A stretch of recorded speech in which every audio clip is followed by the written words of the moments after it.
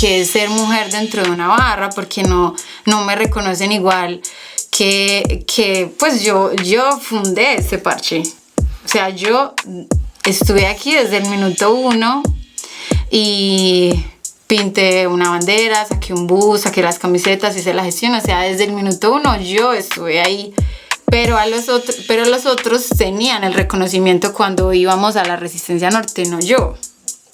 Eso empezó a cuestionarme, bueno, ¿qué es ser barrista? Esto es Entre Barras, una serie de podcasts donde se cuentan las historias de vida de personas apasionadas al fútbol en Colombia, de cómo es y ha sido el proceso social y cultural que implica pertenecer a una barra popular, y cómo la tribuna ha construido la historia de las de abajo.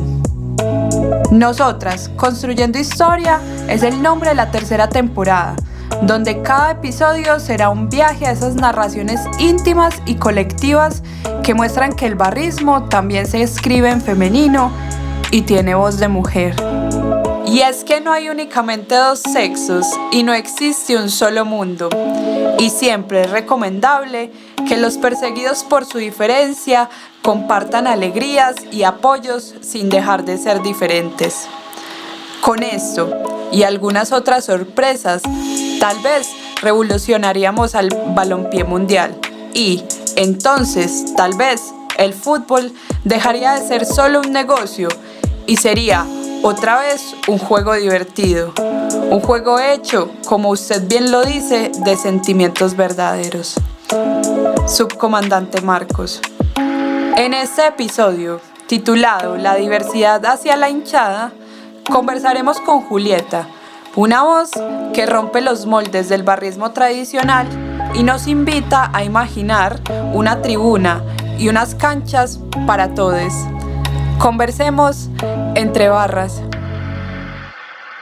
Bienvenidas a un nuevo episodio de Entre Barras. Les habla Laura Melissa Olarte y hoy con una invitada muy especial, pero primero les presento a mi compañero Juan Diego Acevedo, que los va a saludar.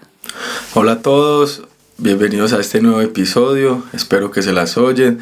Muchas gracias, Meli, me alegra mucho que tengamos estos espacios, a la invitada por aceptarnos y bueno, espero que se oyen mucho este nuevo episodio, que vamos a seguir construyendo barrismo desde abajo.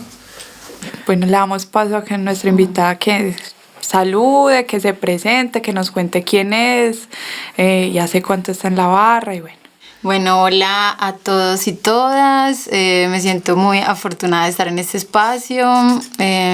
Mi nombre es Juliana Rodríguez, pero realmente como me conoce todo el mundo es Julieta. Hago parte de la barra, no sé, creo que por ahí hace como barra, por ahí hace 19 años, más o menos. Y bueno, pues ese es como mi origen. Principalmente he vivido en la Comuna 9, en diferentes barrios de la Comuna 9. Me he movido mucho en el sector social, comunitario. Siempre he liderado como procesos de incidencia, de participación en este territorio en el que me he movido. Y también he sido pues una fanática del fútbol desde que me llevaron y empecé a ver el fútbol por televisión. ¿Y sos de qué barra? Pues yo parcho principalmente con la 420. Solo que en el histórico, pues como yo estaba ubicada en la Comuna 9, ahí creamos un parche inicialmente cuando yo tenía 15 años que se llamó Subterráneos, XTX, y fue como... ahí apareció Éxtasis, XTX, Salvador y al final ya se consolidó como en la banda de la 9, que integra varios parches de la Comuna 9. Y esa hace parte de la barra popular Resistencia Norte. Julieta, primero, ¿cómo llegas a la barra? ¿Cómo llegas a la Tribuna Popular Norte?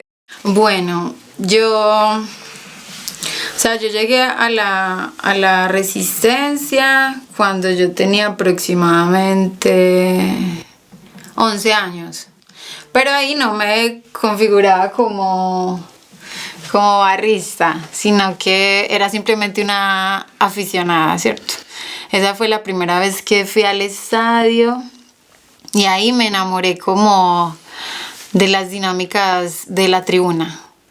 como que yo he sido pues de una familia muy numerosa, entre hombres y mujeres. Yo era la hermana número 5 de 6. Entonces siempre mis hermanos eran mucho más mayores que yo y veían fútbol pues en la televisión y hablábamos de fútbol. Entonces yo empecé a estar muy enganchada en el fútbol y mi hermanito mayor era hincha de Medellín, entonces él era como que me gustaba más los colores, también un poco el sufrimiento de como estar en lucha, de no, todo el mundo te la monta un poquito porque nunca ganas, este año sí, como ese relato me hizo acercarme a ese equipo, empezar a verlo por televisión, y ya cuando tuve la oportunidad de ir, que fue como un hecho muy significativo en mi vida, a los 11 años, entrar a la Popular. En esa época no había tanta restricción de edades, y verla como el performance de lo que había ahí fue muy como transformador para mí, como que fue un momento que empecé a buscar la manera de continuar yendo al escenario ya cuando tenía 15 años, por una necesidad muy propia, que yo soy como muy gregaria de organizar grupos, de hacer grupos, no soy una persona tan individualista. Entonces ahí a los 15 años ya sí empecé a ir como sola, porque previamente iba con mis hermanos o así, porque cierto, no me movía tan sola por la ciudad, era como más de cuidado, siempre estuve muy arraigada a un territorio y me movía por ese territorio de la Comuna 9, de todos los barrios, pero no salía tanto a la ciudad sola, sino como a partir de los 15, 14 años, ya ahí sí empecé a ir sola al estadio, y ahí es cuando creamos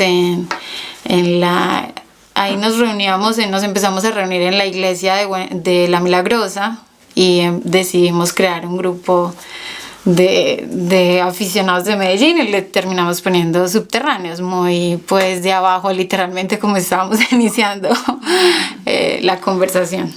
Julieta, y en ese ires y venires desde los 11, los 15 años, esa organización del primer parche, ¿te acordás de algún partido, una anécdota que sea como, esto fue magnífico o muy bueno, en fin? Bueno, pues el primer partido al que fui para mí fue, como ya lo he nombrado, fue muy significativo, pero pues uno siempre estaba acostumbrado a que Medellín perdiera. Lamentablemente la victoria ha sido muy escasa, al menos en mi memoria, con relación a mi equipo. Y ese día eso fue como en 2002. Yo tenía 11 años, 2002. Fue un partido con Bucaramanga y ganamos. O sea, para mi suerte ganamos, y eso entonces para mí fue como tal vez si es por acá, realmente no me equivoqué de elección, cosa que después voy a sufrir bastante. En los siguientes años no fue tan ese primer encuentro tangible, ¿cierto? Con el espacio en ese primer encuentro así de ver la cancha, aunque había una malla que todavía no me permitía verla completamente porque ahí había un tema de protección. Ganamos con Bucaramanga, ganamos 2-0 con goles de Jorge Horacio, y Medellín venía realmente todo el tiempo perdiendo. O sea, eso fue antes del segundo semestre en el que quedamos campeones después de 45 años. Entonces, ese semestre previo a ser campeones fue fatal para Medellín. Entonces, ese partido para mí fue como si hubiera encontrado algo importante en esa narrativa mía de un tesoro. Ganamos, realmente le trae suerte al equipo o algo así, pero no, significativamente nunca pasó, solamente fue ese momento. Hay que mantener el pie en lucha, pero obviamente uno también se indigna y se muere y putea y toda la cosa, pero también hay algo entre vos que dice, pues tampoco voy a abandonar, porque de eso no se trata la vida es como pararse constantemente ante situaciones que no terminaron como esperabas. Es una cosa así, ¿me entiendes? Es un diálogo interno muy existencialista. Sí, o sea, pero también es un poco el folclore que nosotros mismos asumimos. Pues mi forma de bloquear ante el bullying del otro siempre es reírme de mi propio equipo. Pues como, no importa, ¿cierto? Yo lo sé y sé a quién sigo. Uh-huh. Con los muchachos cuando teníamos el episodio de la primera temporada de La Resistencia, entonces pues decían como que sí, es que todos teníamos en común que éramos los únicos, el 1 o el 2, que éramos hinchas del Medellín. Y pues sí, que hijo de puchas, ¿cierto? Resistíamos y éramos los que estábamos, y también eso lo hace fuerte y desarrolla también otra capacidad.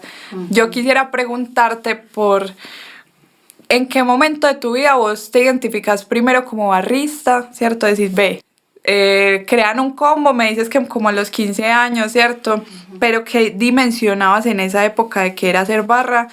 Y posteriormente, ¿qué análisis haces tú de hacer barra? Yo nunca me nombré como barrista.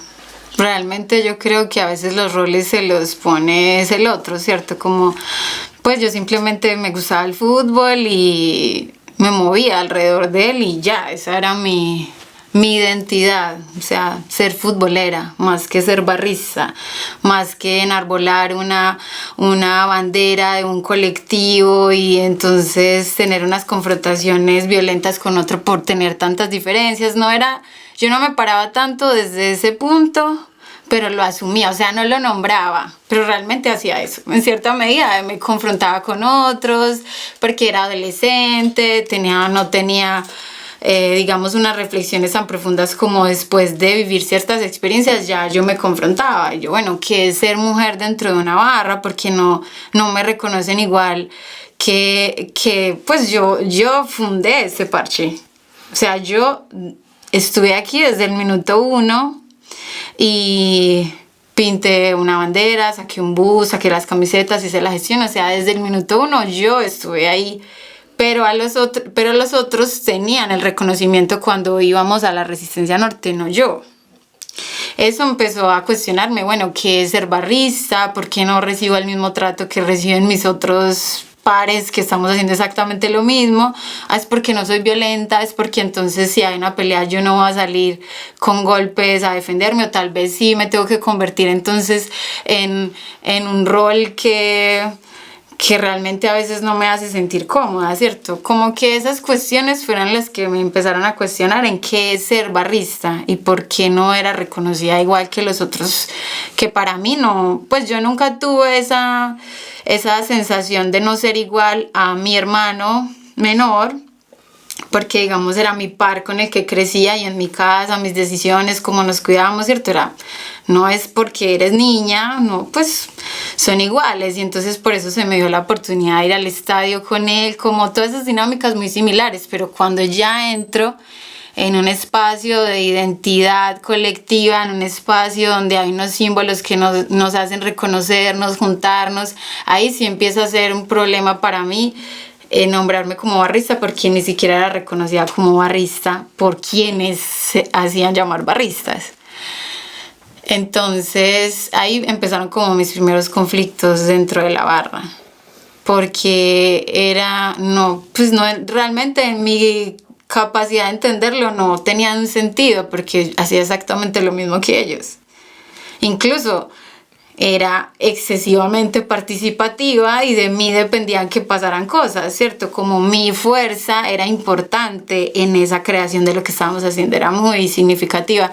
Entonces ahí empiezo a juntarme mucho con Destruction, porque yo pues siempre fui como más con un estilo de música más punkera, más rockera, venía más desde ahí por las influencias también de mi hermano mayor, que era pues skate, escuchaba siempre rock, pero también no solo español, sino como de inglés, entonces hablábamos como de eso. Mis hermanos también estudiaban en la Universidad de Antioquia, entonces había una posición en contra de la religión, como que esos eran los discursos en los que yo estaba inmersa. Aunque éramos una familia pues liderada por una mujer que criaba a 6 personas sola, era un contexto económico muy pues low cost todo. Entonces era como así, pero esta otra realidad social también. Como yo venía entonces más de antifascismo, ¿cierto? Una postura política más de izquierda, porque venía de abajo en una clase social, ¿cierto? Como que todo eso me atravesaba y entonces me empecé a juntar un poco más con Destruction porque enarbolaban esas luchas, que ahora la verdad yo creo que uno llegar a esas, como ser coherente con esos discursos es complejo. Entonces, bueno, yo me juntaba un poco más con ellos porque eran más políticos y me interesaba en esa época, pues. Y ahí empecé a tener también otras confrontaciones porque decían, era como, no, las mujeres vienen a ser novias de los chicos y de los líderes, y yo, pues a mí ni siquiera me gustaba ninguno, pues físicamente no me gustaba su manera de pensar, por eso estaba cercana a este tipo de personas, pero no porque físicamente era algo que a mí me estaba motivando, ¿no? Yo ya venía por fútbol, no venía por hombres, y ahí empecé a tener también muchas dificultades, como me hacían sentir mal, hacían comentarios súper machistas y yo me sentía todavía débil para confrontarlos directamente. Como que, pues, o sea, ¿de dónde vienen esas conjeturas? ¿Qué los hace pensar eso de mí si yo no me comporto de esa manera? Y trataban a todas las otras igual, pero se quedaban calladas, era muy incómodo, era un contexto incómodo. Yo llegué muchas veces a llorar porque de verdad no sabía cómo tramitar esas emociones que para mí no eran, pues es que no eran coherentes con la acción que yo estaba teniendo. Porque no era mi búsqueda, y hubiese sido válido si mi búsqueda también era algo muy relacional, sexual, afectivo, erótico, pero en ese momento para mí no era. Entonces era como que sí, a veces estábamos en un parche y decían como que así literal frente a mí, como que ay, es que las mujeres aquí solo vienen a buscar manes, maná de perras, y no hay como, pero ¿por qué me estás diciendo a mí? ¿Yo qué hacía? Nada. Como que esas cosas me hicieron empezar a buscar el feminismo, como que necesito entender esto. Eso fue como desde la experiencia, no fue porque, ay, yo quiero ser académica y quiero hablar del género. No, fue porque llegó a mí, me atravesó, y yo qué hacía, pues si me ponía a llorar cuando sentía esas cosas, me iba o discutía con alguien que no me parece normal esto, pero no pasaba de ahí. Ahí, ¿qué pasó? Ahí empecé a tener como escenarios en los que ya no me sentía tan cómoda peleando con ellos, porque además hubo una época en Medellín, yo creo que eso atravesó como un conflicto ya social, que fue, no sé si recuerdan que hubo una época que en la Universidad de Antioquia pues todo el mundo iba a consumir H, y todos estos con los que yo compartía empezaron a caer ahí, porque además tenían mucha formación política, estaban estudiando en la U, y entonces ya era como que, oh my God, aparte de que ya es una cuestión relacional que a mí me afecta mucho, el ser una mujer y no ser reconocida como barrista, ahora también el consumo, que pues yo realmente en esa época ni siquiera había probado la marihuana. Yo siempre estuve como muy ponía ciertos autocuidados por lo mismo, porque en la lectura yo me daba cuenta que no me respetan, cero me respetan. Si yo me pongo en riesgo, marica, me llevo el que me trajo, aunque era mi escenario en el que yo quería estar, y debería haber sido un escenario seguro, porque llegas y es como tu espacio identitario de cohesión y donde vas a poder desarrollarte socialmente, pero no era, aún así estaba ahí. Entonces el consumo de drogas para mí no fue una opción. Ya ver ahora este problema, yo era como, güey, son demasiadas capas de problemas en un mismo escenario, y en realidad estamos viniendo a ver el fútbol, organizando cómo ir a Bogotá, o cierto. Eso empezó también a atravesarme un montón. y ya empecé como que iba, pero ya no me hacía con ellos. Ya me iba y me rotaba como por diferente. Ya uno va encontrando más amigos, no solamente es tu parche central.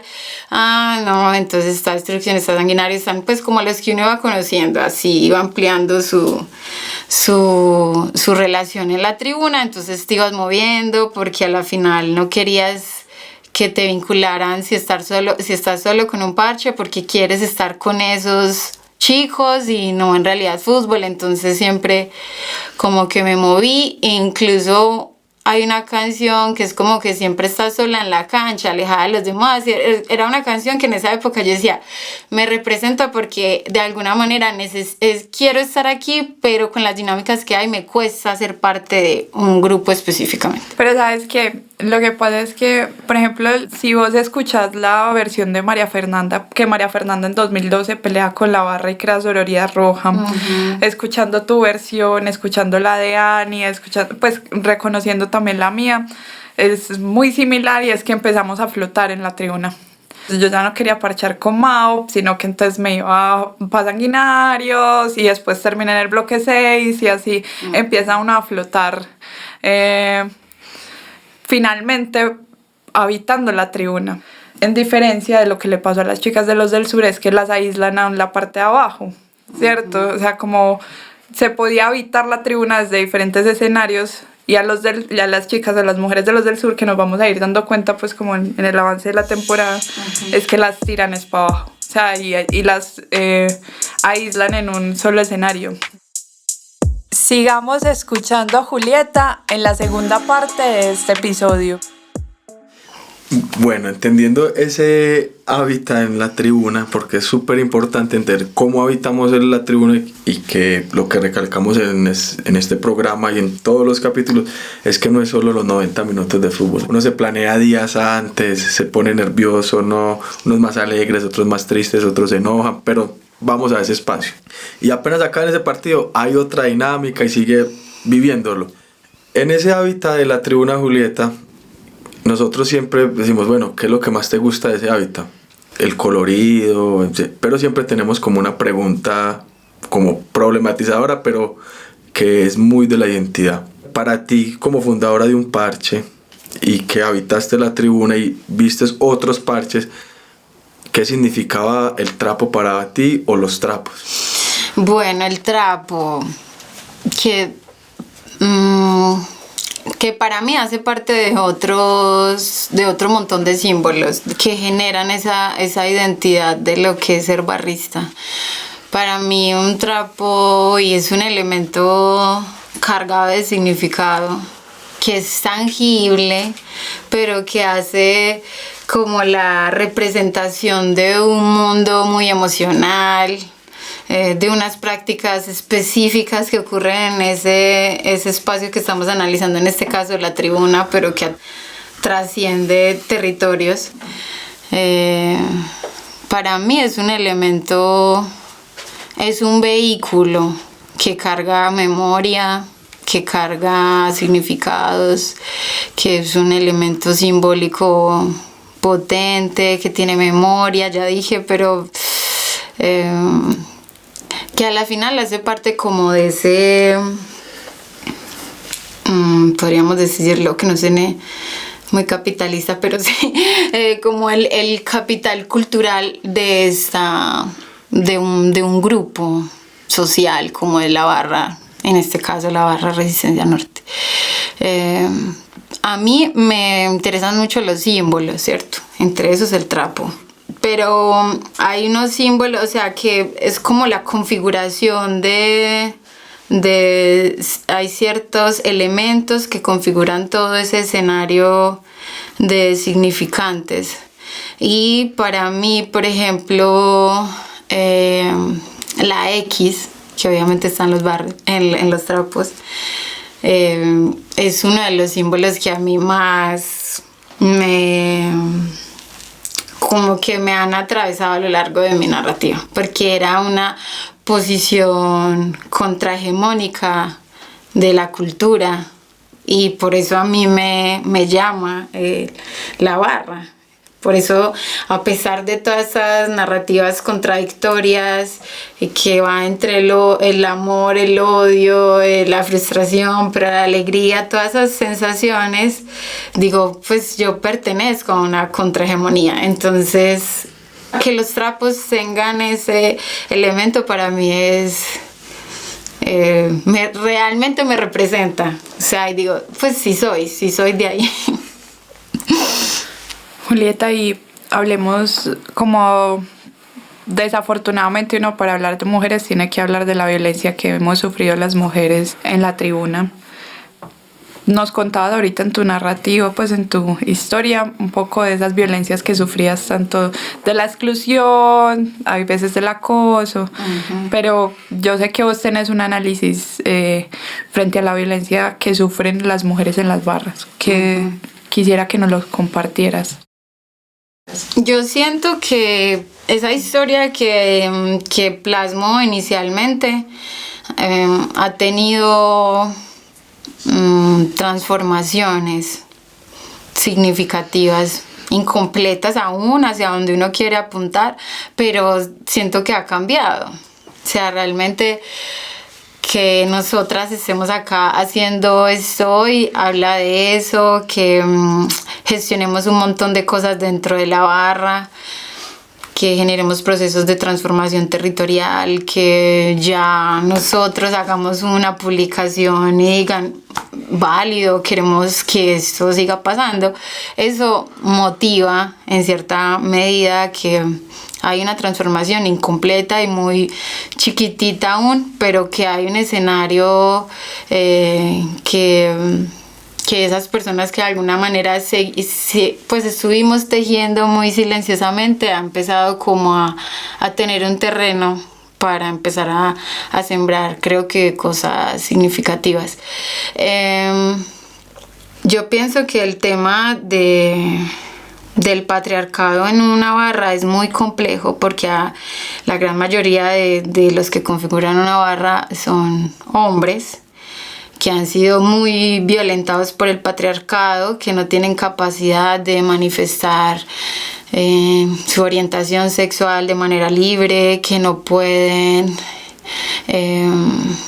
expresar muchas veces sus sentimientos o frustraciones de otros escenarios sociales y terminan trayéndolos a esa dinámica de tribuna, de campo de juego, ¿cierto? Y ahí es por eso también la violencia aparece, porque es un escenario como de descarga emocional. O sea, tienes una carga de un montón de situaciones y llegas al estadio y ahí como hay de alguna manera una autonomía en esa comunidad de resolución de conflictos violentos. Termina como siendo un escenario de descarga.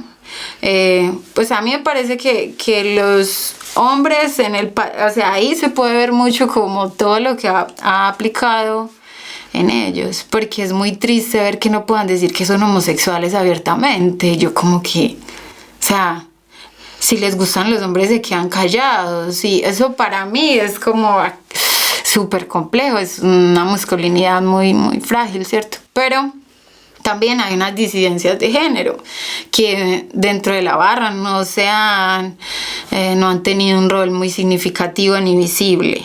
Hay una construcción de identidad más femenina que a la final ya hasta está teniendo más voz, pero estos son otros escenarios que hay que problematizar un montón y generar unos espacios de diálogo y sí, como de también espacios seguros para que las personas que hacemos parte de la barra podamos expresar tranquilamente esas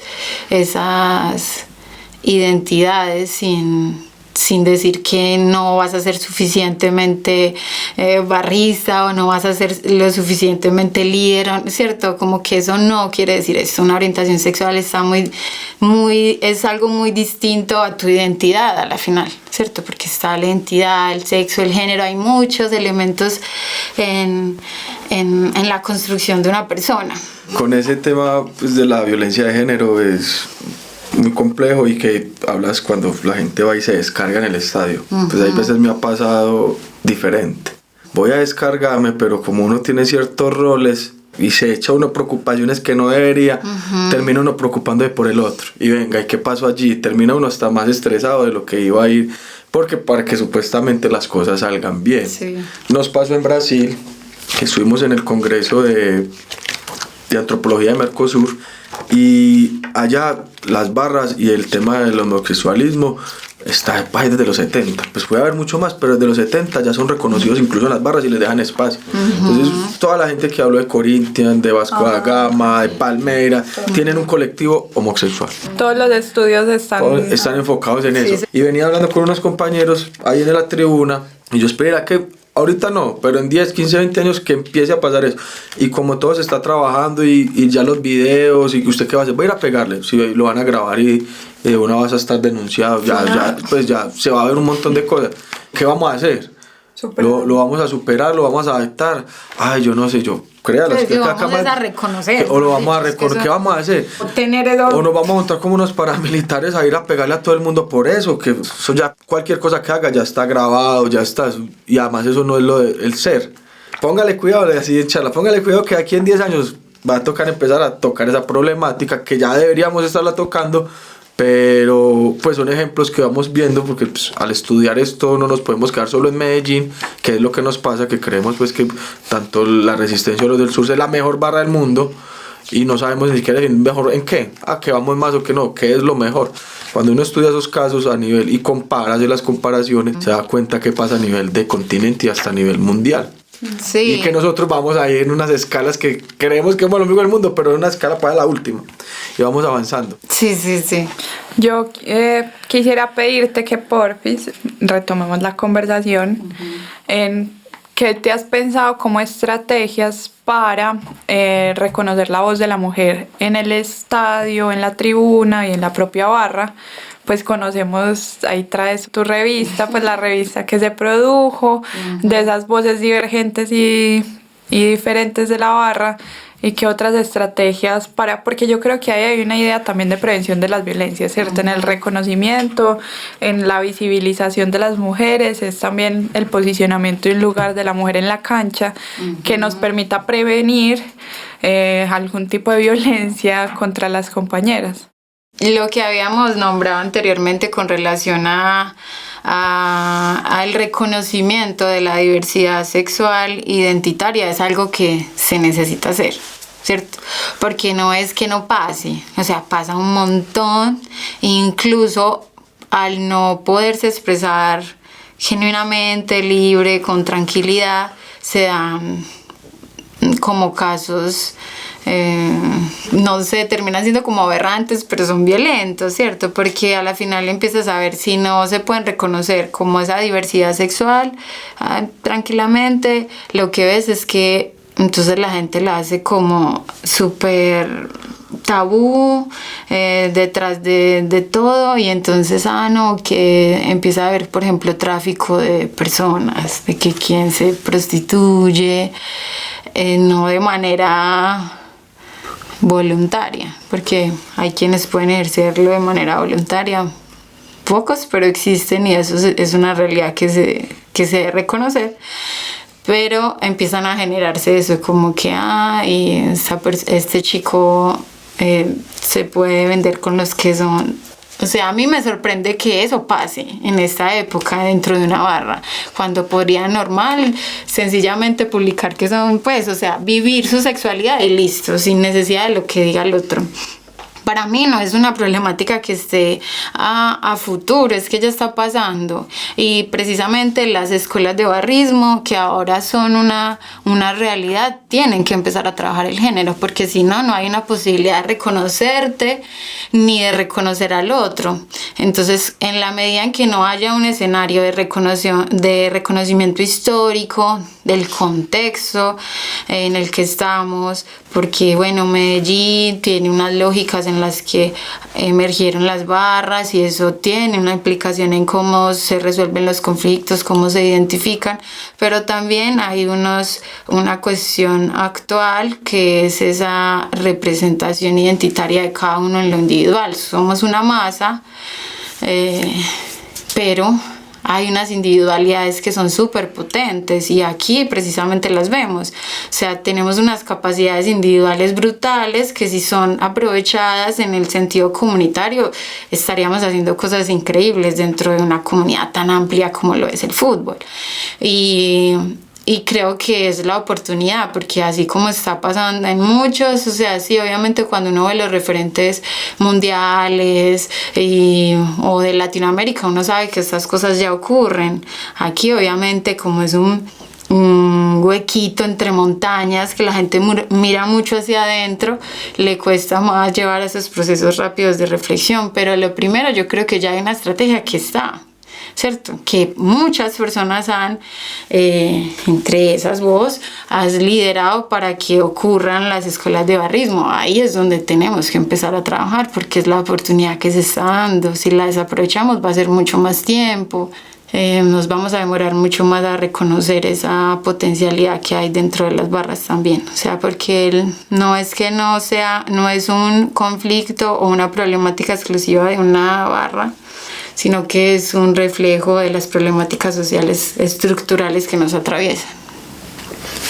Julieta, pues es muy interesante la reflexión que haces y que ayuda mucho más, pues no solo a nosotros que estamos acá en el diálogo, sino a los oyentes que vienen escuchando, ya los que sepan un poco más del fútbol o los que no sepan, y también entender que el fútbol y el barrismo son separados pero están unidos por el deporte, por las pasiones, comprendan las dinámicas que del siglo XXI venimos consolidando como barristas, que también las iniciamos a finales de ese siglo XX, pero con el tiempo se van transformando.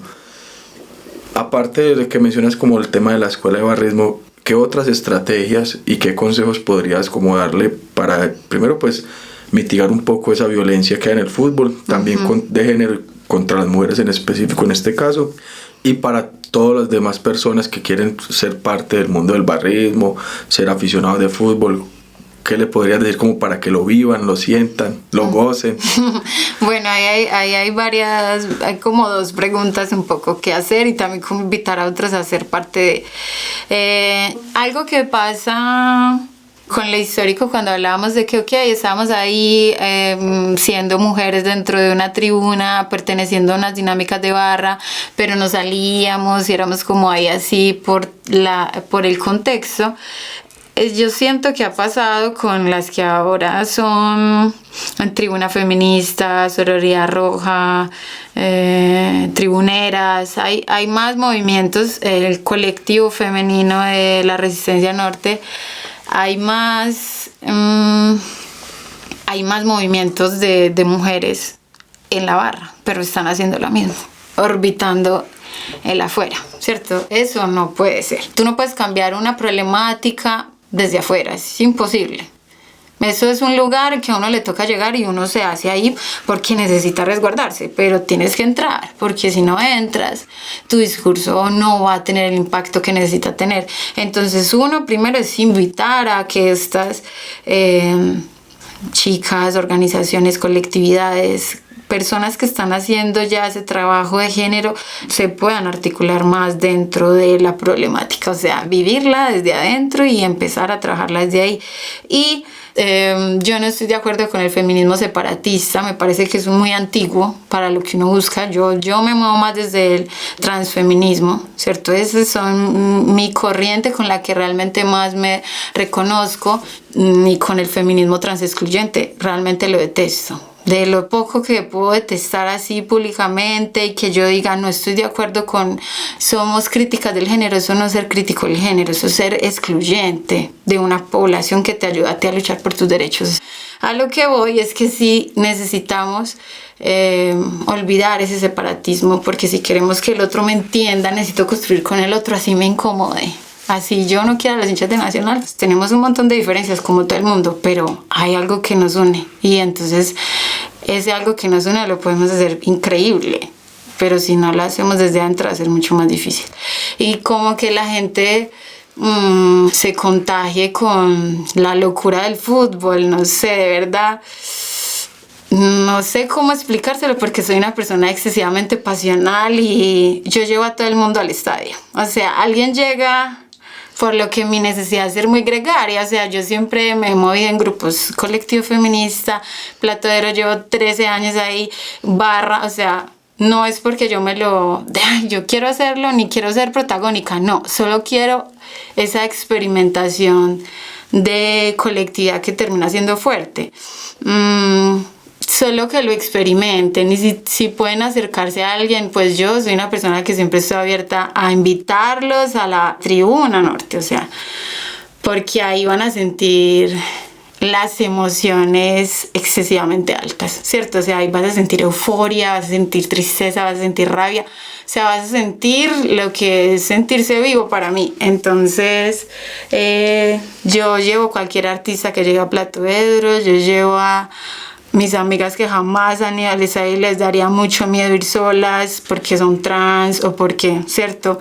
A mis sobrinitos los llevo todos, ¿cierto? Porque, o sea, cualquier persona puede ir a la tribuna siempre y cuando tenga con quién ir. También es algo muy colectivo, o sea, solitos no van a llegar.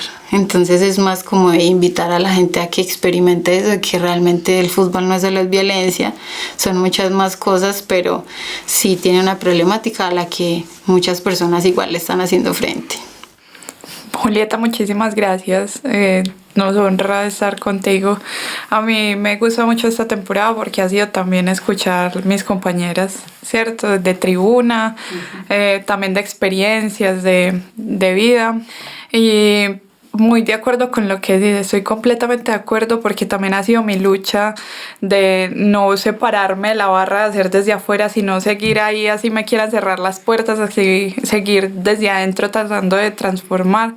Y creo que ahí está la clave, ¿cierto? En que nosotras no tengamos un rol desde afuera, ni busquemos separarnos, ni desagregarnos.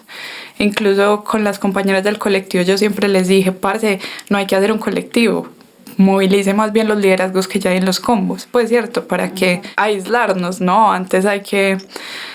Y es importante poder también mandar esos mensajes, ¿cierto? Es importante escucharnos y decírnoslos, así muchas veces no estemos como de acuerdo con el asunto. Entonces, pues ha sido muy bonito poderte escuchar y respeto mucho tus opiniones y me parece que es ejemplo de lo que en la resistencia vimos las mujeres. Muchas gracias, Julieta, a los oyentes, que espero que cada capítulo nos ayude más a ese proceso de construir y volver a construir lo que somos desde el barrismo, también como ciudad, poder seguir haciendo esas contraculturas que en Colombia las necesitamos mucho y que podamos también incluso mejorar un poco transformar un poco más las condiciones sociales que tenemos a través del fútbol, del barrismo y de ciudad y de país. Muchísimas gracias. Ay, muchísimas gracias a ustedes. Ojalá que este diálogo sea de interés para otras que se sumen a hablarlo también como con sus cercanos, o sea, que genere como una fisura de eso de pronto que siempre han escuchado y generen más indagación. De verdad, muy agradecida por la invitación. Muchas gracias, hasta luego y conversemos entre barras. Sí. En este episodio recordamos que hinchar es un acto de libertad, una manera de existir sin miedo, de celebrar la diferencia y de volver a sentir el fútbol como un lugar para ser.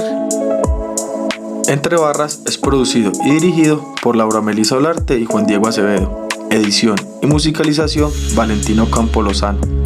Proyecto beneficiario de las convocatorias de fomento y estímulos para el arte y la cultura 2025.